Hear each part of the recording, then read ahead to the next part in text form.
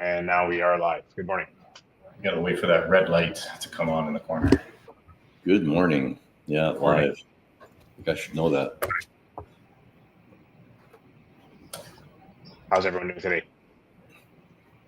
Awesome. Beautiful day this morning. Although still chilly. 8 degrees is not what I would call spring weather. Just a little bit Well, chilly. it's not spring anymore. Yeah, officially summer. It's officially summer. Right. Yeah. I suppose so, yeah. But and further to my point, yeah, it should be warmer. Yeah, I took the opportunity to take my daughter on the Vespa to school today, so Oh, good. the one and only time. How'd you like that? The corners are a little scary for her, but there's Yeah. fun. Yeah, she'll I have will to say wait. that the Vespas, I can see how they might feel a little more exposed on a Vespa. Yeah, I don't know. It was fun. It was a fun ride, although it's a long ride when you're going that slow. But Right. Yes, for her school it would be. Yeah, you have to go quite a ways to get to her school up in Hawkwood. Anyway, so how's the market doing, Daniel? What's going on in the market?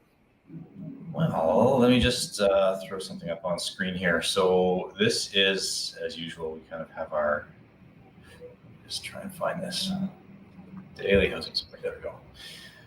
So these are daily housing summary stats from calculated daily on a month-by-month basis. So if you look over on the right-hand side here, total sales, this is year-over-year total sales are down 10%. Number of listings, active listings, are up close to 10%. Pending sales are down 20%. So this, I think, is a big shift from what we've been talking about in the last couple of years. I mean, it's always been sales are up, listings are down.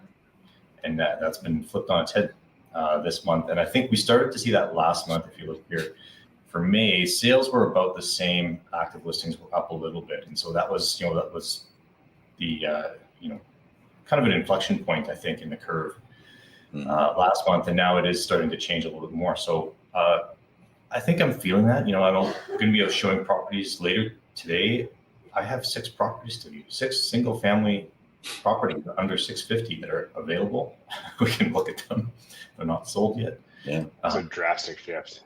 That's a drastic, like that is, I hadn't, you'd be trying to book 6, you'd get into 2 because the other ones have been sold. Like that's kind of what the market's been. And now, just a bit of a shift. So it's interesting. It's anecdotal, but it's interesting. And I think this is going to continue through the summer is my expectation.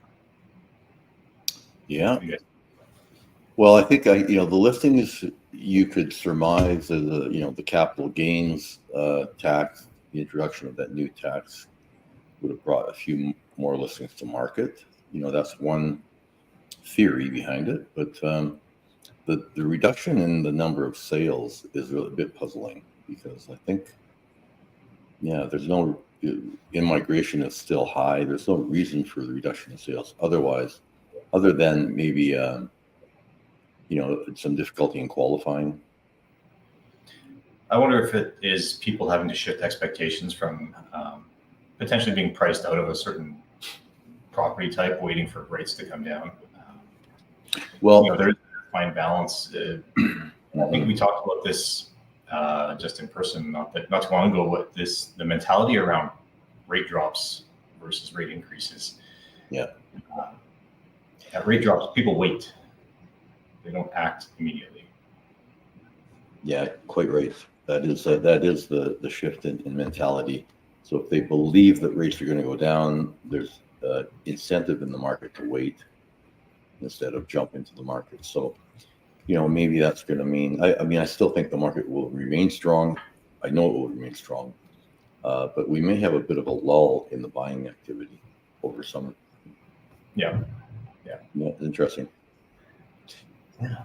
Okay. Good points. Okay. We wanted to talk a little bit about, AI. AI is a big topic, and where we think we might see AI in the real estate sector.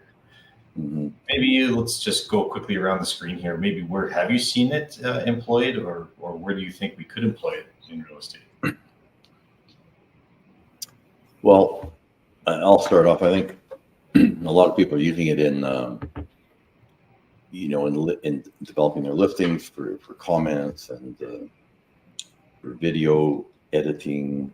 It's being used, and I haven't seen it used too much yet in doing analysis. And maybe that's because the data isn't publicly available. But I can see that it's going to take on a greater role, and it'll take on a greater role in marketing and all of that. And I think what I would point out to us and to practitioners is that I think the insight that I had about AI is that large language models collate everything that's written about a topic or a subject, and so but not everything that's written. There's libraries of material written, but if you take the body of knowledge in any area, real estate could be one of them. What is not written, and what we know intuitively is still 80%, 90%, I would say, of the body of knowledge, and 10% may be what's actually written.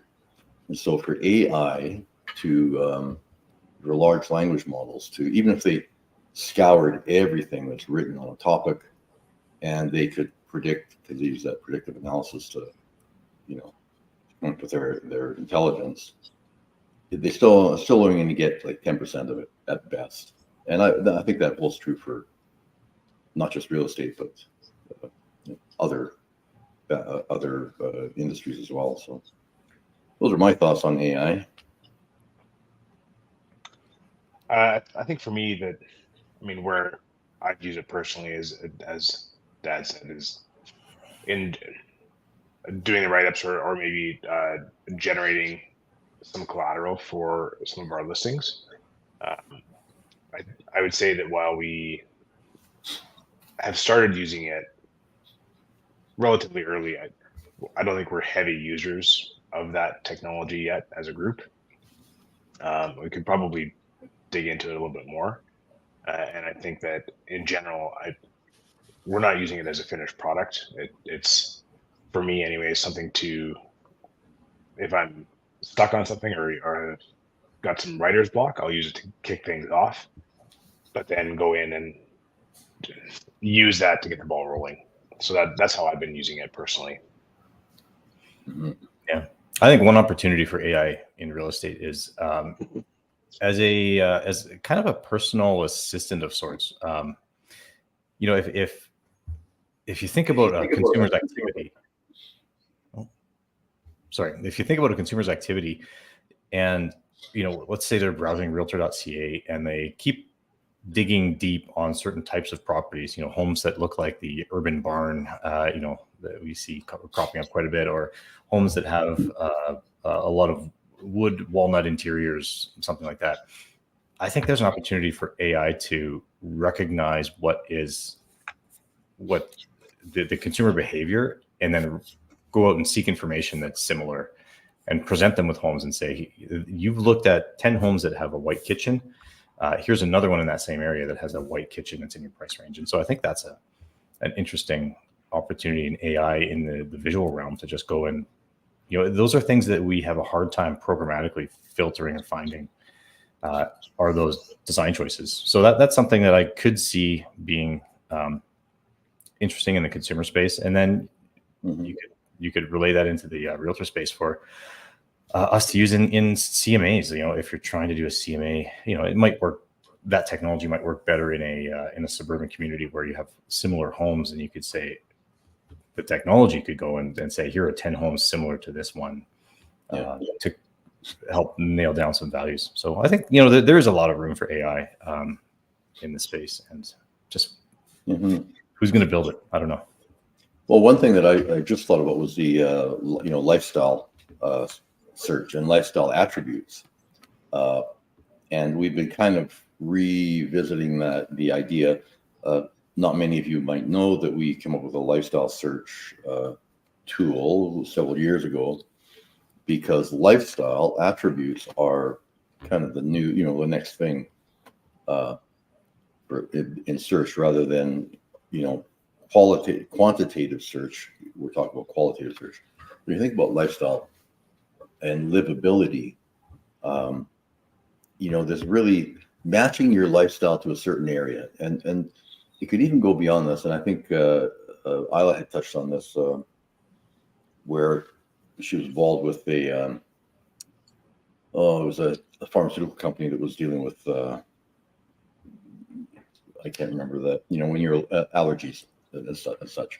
So certain people have allergies to certain things, and you could actually use that. There's data out there that could predict, where you would best be suited to live. So, if you had an allergy to, I don't know, wheat pollen or something, you wouldn't want to live on the prairies, or, there's certain geographic areas that you could have a better lifestyle.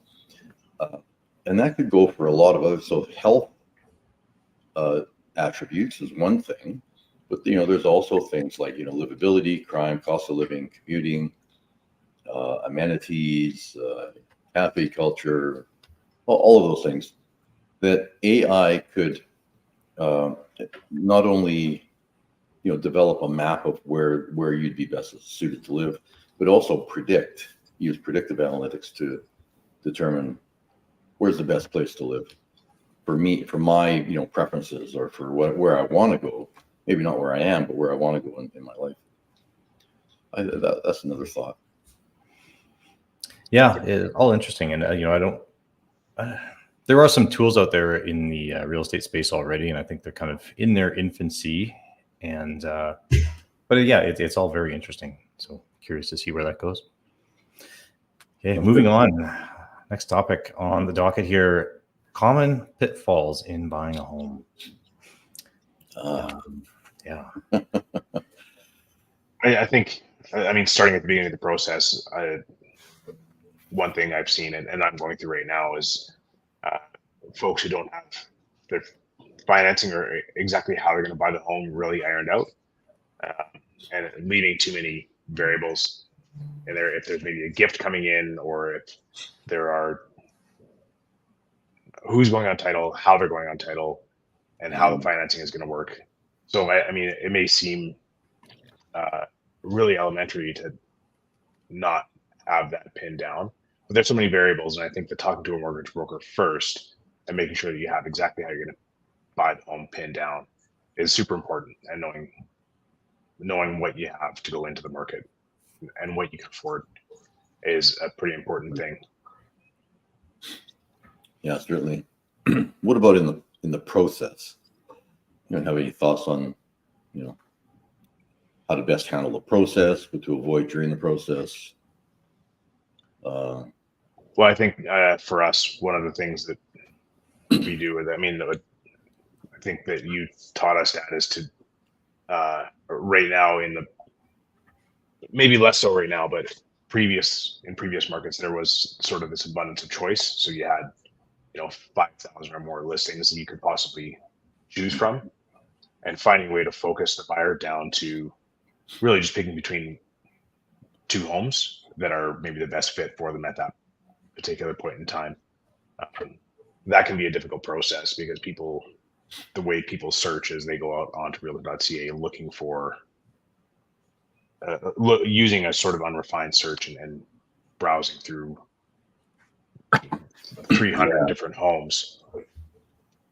So sitting with somebody and knowing how to get them down to 8 homes you might possibly buy, and then narrowing that down to 2 can be a challenging thing. But then the next step, I guess, is once you've written the offer and are at say a home inspection condition, how do you navigate that with a buyer? And I think, Dad, you're going through a process right now on the selling side where you have a challenging or difficult home inspection. Yeah, so and maybe it's worth touching on a few of those points. Like when people write an offer subject to a home inspection, subject to financing, you should be pre-qualified. First of all, before you go out and look, you should be pre-qualified to know that you can look for a house up to, within a certain range that you can afford to buy. And then when you make it subject to a home inspection, I think it warrants putting out there what the expectations are and the guidelines are for home inspections, and what's a valid point of contention, a valid, demand to ask for repairs and things like that. And the first point is that if something is readily apparent, like when you walk up to a house and you can see that, I don't know, it has no front door. Or the roof is in rough shape, but that's one that's often gets. It's just more than apparent that something is obvious. And it's not something that a home inspector would actually need to uncover. Like, you don't have to like crawl in the attic or what have you. Then that is not, and then you make an offer, and especially in an offer where you're in a competing situation, and you make your offer, and then, you can't go back and say, well, yeah, but we didn't realize it didn't have a front door, or we didn't realize that the roof was, in terrible condition, or obviously, because it's plainly obvious. And, those are not valid reasons to go back. The other thing is that if they are old, let's say it was within the building code in 1964, and let's say the steps are 8 inches high, the rises are 8 inches high, and then the code in 1974 came out and it says that the risers could not be more than 7 inches high. It's not a valid complaint to go back on a 1950s home and say you want the stairs changed because the code is they're not within the code. They're within the code at the time it was built. It's deemed to have been grandfathered because you're buying a 1958 built home. Things like that. The things that are valid to go back on an inspection are things that, if the buyer had known about them and your inspector was, diligent enough to find it. So let's say something like a leaking seal on a toilet. It's a slow leak. You never pulled the toilet off, and you never realized that. And thank you for identifying that. If it stayed that way for another 2 months before closing, it would cause further damage. That's something that the seller should repair. Things like that. Things that are, if the seller would have known about them, they would have gladly repaired them, and or if they would cause further damage if they're not repaired. Those are valid concerns. Do you guys have any other examples of what could be a valid claim on an inspection? Yeah, something that we see in older homes is like the vermiculite inspection or vermiculite insulation. That was often known to have asbestos within it, and so if a seller doesn't know it's there or doesn't disclose it, and a buyer uncovers it, then that could be a valid concern. Right. Yeah. Yeah. Yeah. So those are kind of the common issues for home inspections, and then often I think how we solve them is if they can be solved readily, great. The seller just repairs them. If not, there's $1,000 or a few $1,000s maybe given up in order for the buyer to facilitate it and do it on his own good time and maybe in his own fashion. Yeah, and that can be market dependent too. If there were 10 offers on a property, a seller might have the upper hand and just say, take it or leave it. But, yeah, true. Yeah, so those are all good points, I guess, on inspections. Yeah, one thing I was going to say about a pitfall is, you mentioned process. I think one thing, it's important to have a process, and the other thing is important to identify as objectives. If you're buying a property for investment, it's just or for yourself or whatever. It's just important to understand and communicate what you want out of the process, and what you want. If you're buying a house for yourself and you end up looking at properties with suites, but you don't ever want to live with a another person in your space, then I don't know. You just have to make sure that you know what you want out of it so that you can be efficient in the process. Yeah, going back to Michael's point, he reminded me of kind of how we would guide buyers to compare homes, and we would go out there. There might be 10 that you look at, and quite frankly, when you get to the fifth home, you forget what the first home looked like, and you can't. It's hard to compare because you're not looking at you're not looking at a screen, or you don't have a spreadsheet out. It's just more of a feel when you walk through the homes. So I think the method that we often use is you always have a winner when you go through the home. Like, what's your top winner? What's your best home? King of the Hill. Yeah. Yeah. What was that? The King of the Hill. King of the Hill. Yeah. In the absence of anything else, if you had to buy a house, which one would you buy? So, the King of the Hill, and then you compare everything else to only that one home. So every new home you look at, you compare it to the King of the Hill, and then, if you get a new King of the Hill, then you compare to that. So I think that's a good strategy for looking at homes. Even suppose even if you're just going through open houses, or doing it on your own, which I would never recommend, but have a good realtor guiding you is a better plan. Yeah. Those are the only couple of things we had sort of slated to talk about today, and I know we're heading into the weekend with some sunshine. Is there anything else that either one of you wanted to touch on or raise before we wrap things up? Yeah, I'd like to add. So, what's the best alternative beverage drink during Stampede in the absence of water? That's not Budweiser. I don't know. Yeah. That's an alternative beverage that's. I mean, Corona, non-alc Corona. I guess you can get it at Costco. Yeah, there are a few new good non-alcoholic beverages out there. I think I saw a post just the other day. Toolshed has an award-winning non-alcoholic or low-alcoholic beer, so that's one. And Good Mood, of course, we should mention. Good Mood, our favorite brewery, Good Mood. They've got some good iced teas and Interesting. Yeah, I'll have to be able to try. I don't know.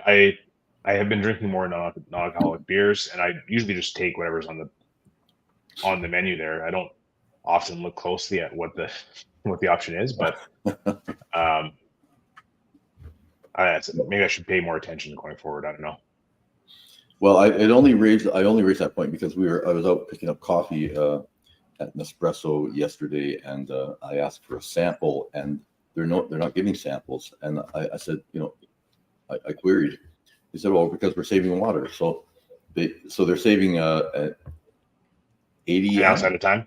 I don't know how big is that espresso. I guess it's but anyway, it's getting pretty severe. So yeah, I'm just raising the point. Well, I guess they're trying to do their part, and that's we're all doing our part. Admirable. Good. Well, to that point, I have a question, and nobody's answered this question, so I'll just bring it up here before we go. I know that I mean I'm no expert on this, but my dad and your grandfather was a waterworks inspector for 35 years, so I have a little bit of an idea about what goes on there. Now, my understanding, and my understanding of plumbing, because I have a good background in plumbing and designing plumbing and all that, is that when you have a break in the system and you have redundancies, you have a flow and distribution problem, but not a supply problem. So I would love if anybody could message me or whatever. I would ask the question on X and nobody's been able to answer. We don't have a supply problem. Why are we not just managing usage at different times of day? Saying you can water your grass. Odd addresses can water the grass in the evening on Mondays and Wednesdays and Fridays, and even addresses cannot, use the other day. So because we don't have a diminished supply, like the dam isn't, Bear Spot Dam isn't in low reserve. In fact, we've had quite a wet spring. I would think. We have a distribution and flow problem, and so I don't understand why we are handling it the way we're handling it. But I'm looking to learn. So if anybody has the answer that knows why we are restricting water and why I can't have an espresso, I would love to learn that. Oh, my understanding, I maybe should reread what I had read before I comment, but I thought it was a feeder main from one of the main treatment plants. We're limited in terms of how much we can draw from one of the two treatment plants that we have. And so, but it's from the main feeder line coming from that. So that it is a distribution, but it's also supply because we can't access the supply that we have. Yeah, but we do have redundancy because before they built the Bear Spot Dam, if you recall, you may not because you weren't around then, but we had all of the water in Calgary, including was supplied to my home. Your home in the northwest of Calgary was supplied from the south. So there is redundancies there, and I just need to, we have the volume, we just don't have the flow. So, but I take your point. I'm open to understanding it, but we do have redundancy, and the Bear Spot Dam. I think I need to understand when it was built, but it was probably in the 70s, late 70s that the Bear Spot Dam came online. But anyway, I'm just putting it out there. Just wondering if anybody has the information. DM me. Okay. Okay. Yeah. Well, I think that's it for today then. Everyone have a great summer. I don't know. We're going to be probably a little sporadic here through July and August on these, but be back for sure in September. Awesome. Okay. Thanks, everyone. Bye for now. See ya. Bye-bye.